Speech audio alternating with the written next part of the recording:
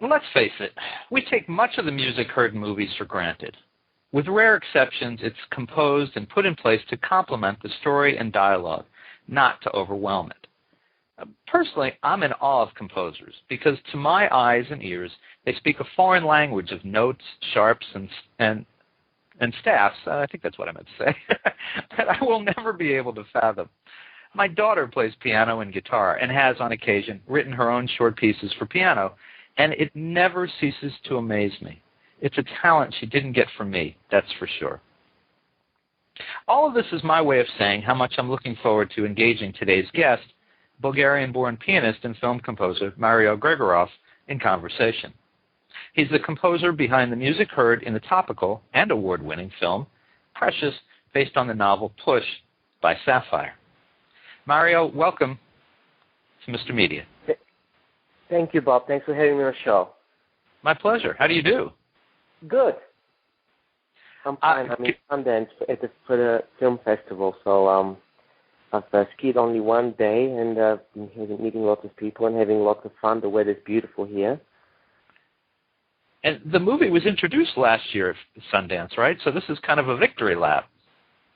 Yes, it is. It was introduced, and the kind of Sundance feels very much that they were very responsible for the movie's success. And how have you been? I imagine a year ago, maybe some people knew you, some people didn't. How were you welcomed and greeted this year? Yes, this quite really well. I'm not sure how to gauge the kind of newly found little bit of glamorized success as a form of kind of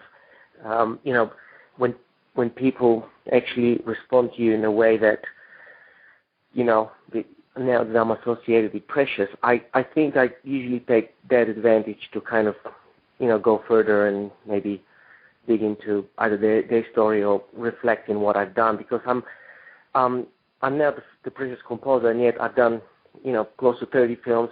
I'm very versatile in what I do, and I've had such an incredible career up to now. I've done every aspect of music, from live performance to doing music for advertising and film, and it's interesting. Are people coming to you this year at Sundance wanting to work with you in the future? Or are you being wined and dined? Well, not quite like that, but yes, I have had quite a bit of offers, and we had a lovely BMI dinner last night, and there was full of interesting people and music supervisors, and so I'm making connections for sure, and it is a good place to be at, but I'm looking forward to working some more and growing and becoming better at what I do, and so it's exciting. Mm-hmm. Well, we'll let folks know in a couple minutes, and with your permission, I'm going to play Letters, one of your compositions from Precious.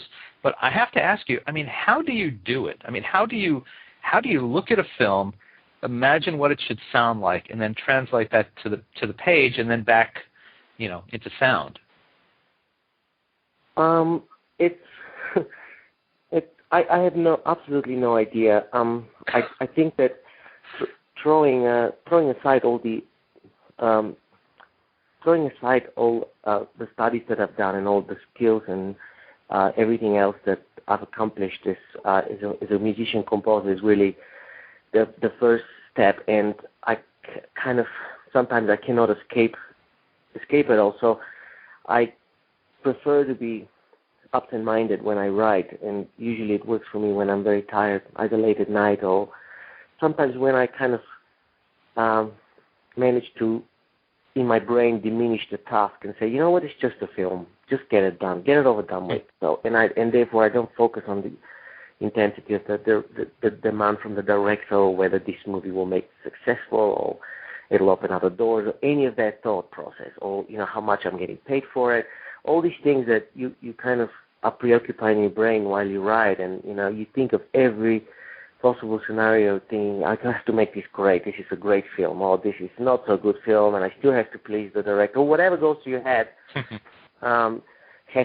I kind of like have to really put it aside, and then that's for me is the technique. Other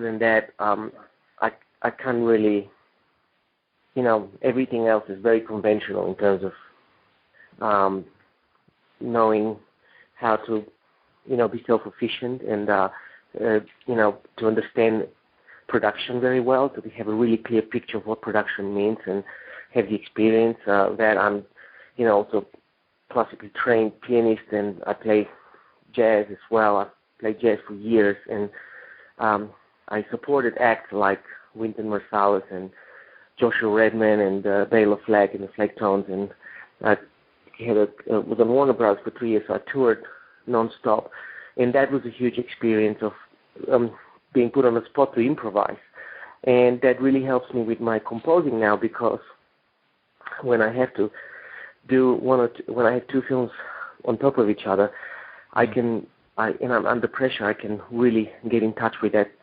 improvisational aspect, and hopefully some of that will turn into a composition. And sometimes it doesn't, and again I have to de-stress and go, you know what, I should stop now and do it at a later point. But that's kind of how I do it.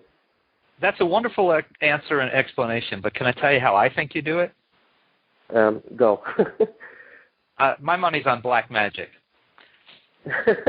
Because to me, it's like trying to understand chemistry or physics. It makes no sense, and I just assume it must be supernatural. Because it's an incredible talent as far as I'm concerned to be able to do. So I figure it must be like black magic or something. It is like that, and I can't take really any credit for it. It's what I do with it that's important. I mean, I've always had that talent ever since I was 6.5, and my parents threw me into being, a classical composer. I mean, a classical pianist, because my mother was a concert pianist and my dad was a concert trumpeter who's kind of quite successful. So there was a lot of pressure for me to be, to kind of live to that expectation. But none of them realized that I really had the talent for composing or improvising, and they didn't even realize it. And actually, they were fighting it. They thinking that I should focus on perfecting the masters, but the masters themselves were rebels. They themselves were doing only one thing and one thing only. They were writing what they felt was right, and they were being themselves. So it's a funny world. Well, with your permission, I'd like to play Letters from Precious. But is there anything you'd like to tell people maybe who haven't seen the movie yet about this composition before we play it? Yeah, it's a very pivotal point in the movie, and it's kind of really this is kind of Precious's theme, really. It reflects her goodness and her kind of ability to be strong and make some kind of like sense out of the situation, out of life. And it's a place where something magical happens to her. And like most of the cues in the film, it's a very light and very kind of reflectory, or if that's, I don't even know if that's the English word, reflecting kind of a piece of music that is actually not. It's really her emotional state, and that's what I'm portraying here. And what happens to her in the film is I want to say, not to spoil it, but that's the cue. All right. Well, folks, listen to this. This is Letters from the movie Precious, and it's composed by Mario Grigorov, and we'll be back with him in just a moment.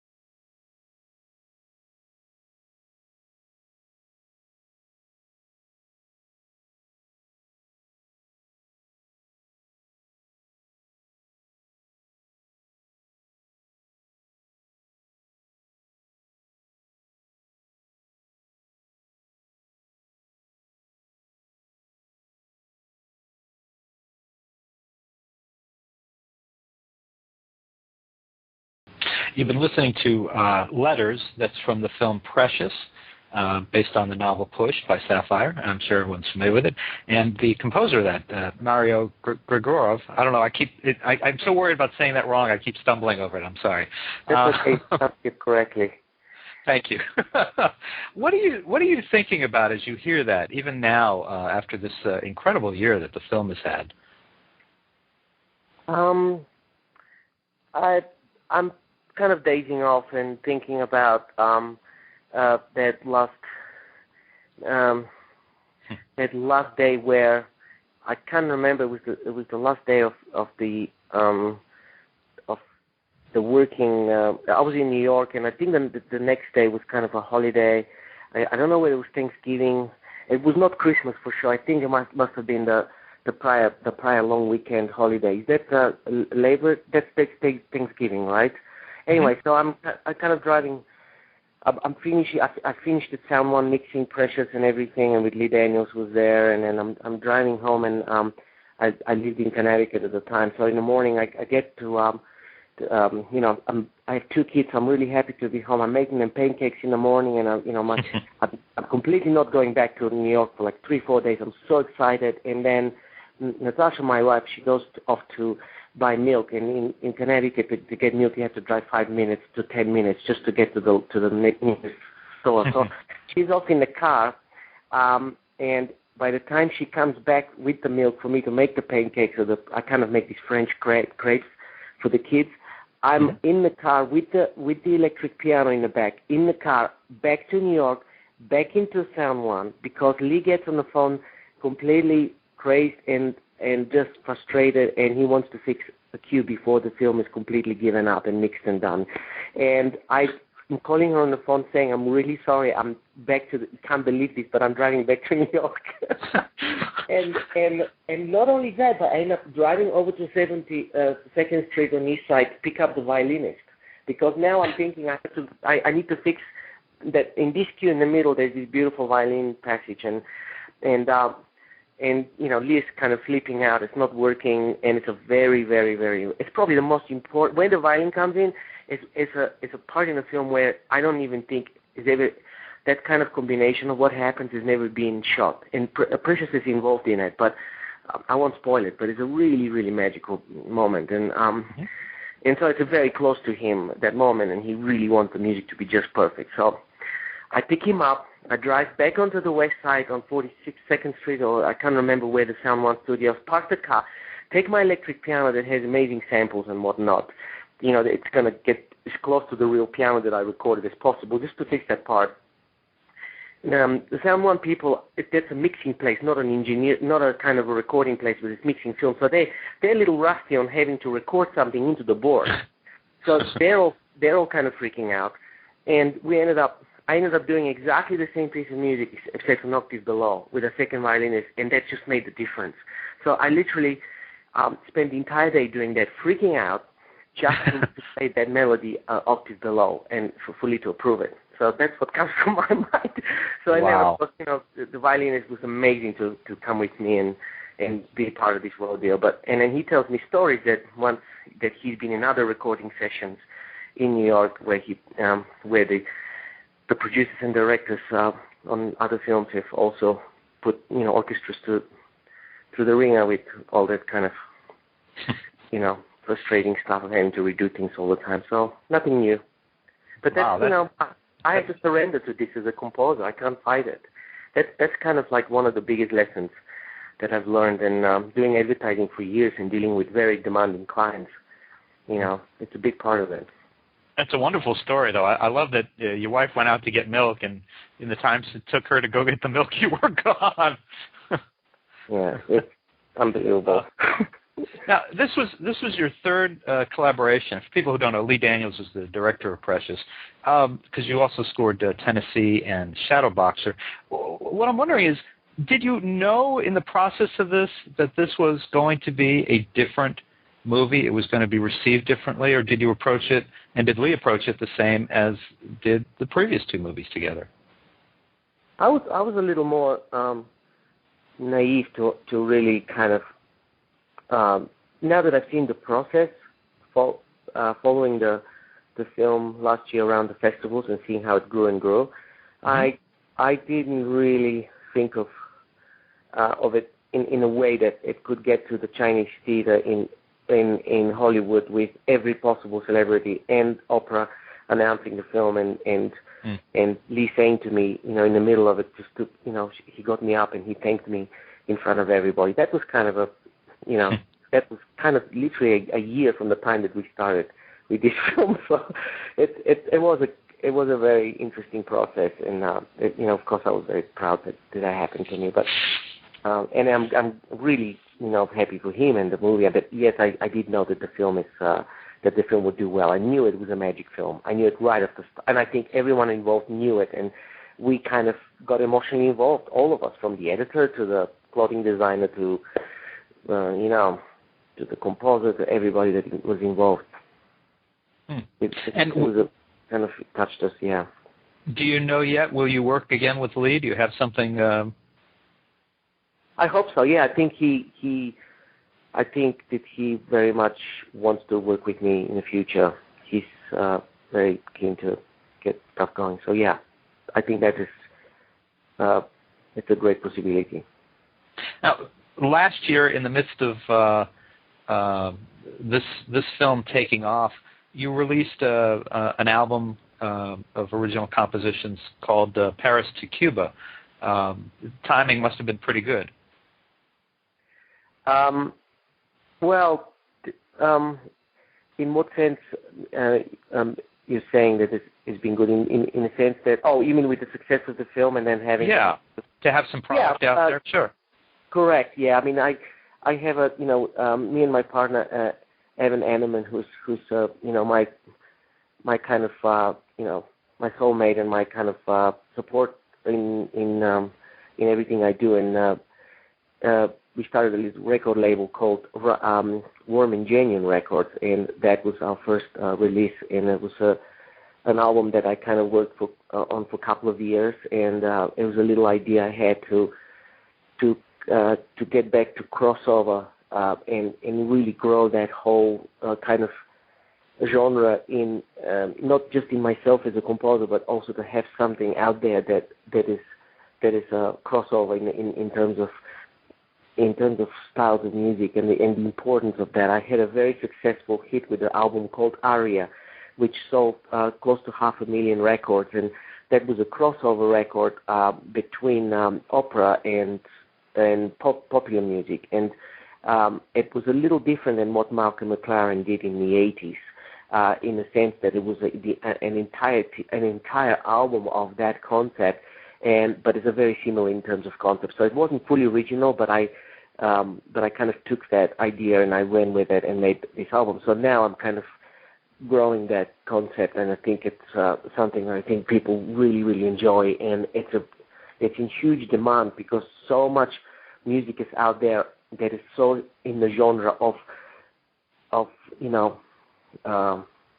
rock, gypsy rock, all the way down to classical music and everything in between, and there's word for every single genre. And people are, as much as I think that people have access to music these days because of the internet, I think there's still a huge demand for a really true and a great crossover.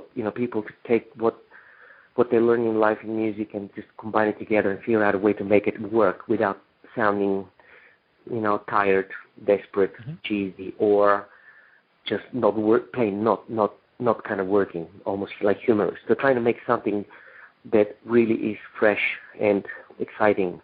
It's not easy. And that's kind of my challenge. And I think I've achieved that with Paris to Cuba. And this year I'm writing Paris to Rio. Oh, that should be interesting. Yeah. Do you you have a life outside of your work? You mentioned, obviously, great story. You have a wife, you have kids. But when you're doing things away from work, are you hearing music all the time? Are you constantly picking up notes, thinking of, this would sound good? Or and as part of that, do you when you have these thoughts, are you thinking in terms of notes, or how does it come to you, I guess is what I'm wondering. Right. Well, first of all, I personally don't ever have a life outside work. And what, how do you define work? For me, it would be, because music is my work, it's really hard to kind of separate them. And I do, I force myself to have Sunday off, or sometimes Saturday, depends on if I have to work. One day a week, basically, I'm forced myself to have off to really rejuvenate. And then the moment I kind of like make that decision and I empower it by just saying, okay, and I feel so great now, I'm totally free of all the problems and hassles of work and whatnot. And of course, the first thing that lingers in your mind and starts leaking in is music, and listening to something, and you start thinking about ideas of how you can do this and that, and how you can invent that idea or this idea, and how you can. And I do hear sometimes stuff in my head, but rarely. I usually hear stuff that I previously have kind of composed or something like that, but I don't really compose in my head as much as I should actually, because when you compose in your head, you really you can hear harmony and rhythm, but it's a very abstract concept, where the melody, because we have one voice and because I think the brain can only focus on one thing at the same time, melody can come extremely free, and it can be it's right there in your face. But melody usually is just like a harmony but spread out in time. So it's a different way of writing, because I'm mostly a harmonic composer, which means that I first write a harmonic pattern and then I would write a melody on top. And I think that for me it's very important that the harmony comes first, because I think there's a lot of magic in that. And then I can actually perfect the melody to be even stronger when I apply the melody on top of the harmony. But that's not like this for everybody, and a lot of composers feel that is absolutely the wrong way to go about it. The melody should be first. And so everyone is different, and I wish I did have more kind of melodic concept of being able to write in my head. And something different might come out of that. Well, folks, listen, you can hear more of the music of Mario Grigorov at his website, which is www.mariogrigorov.com. It's Mario, and then grigorov.com. It's all solid. And you can order the soundtrack from Precious at great music stores, online and in person, or at MrMedia.com. You can also find the album Paris to Cuba there. Mario, first, congratulations on tremendous success, and it was fascinating to talk to you and get the insight, and I particularly love the crepe story. Thank you. Thanks very much. Thanks for having me. Good luck, and yes, and please feel free to come back again. I'd love to talk to you about all this again sometime soon. Thank you. Thank you so much. Bye-bye. Okay, bye-bye. And folks, for more interviews with your favorite musicians, you can surf over to our main website, www.mrmedia.com. And that's where you can listen to my conversations with, well, a little different, but John Denver, the late John Denver, Gene Simmons of KISS, and many more. And subscribe to Mr. Media on iTunes, and you'll never miss a show. Just search Mr. Media Interviews from within iTunes and subscribe for free. You can also listen, and this works, with a piece of string and a tin can in many locations. If you've got an idea for a guest, email me directly at bob@andelman.com. And you can also follow me on Facebook or on Twitter, www.twitter.com/Andelman or facebook.com/Andelman. Thanks so much for joining us today. Always appreciate when you give up a little piece of your day and come spend it with us.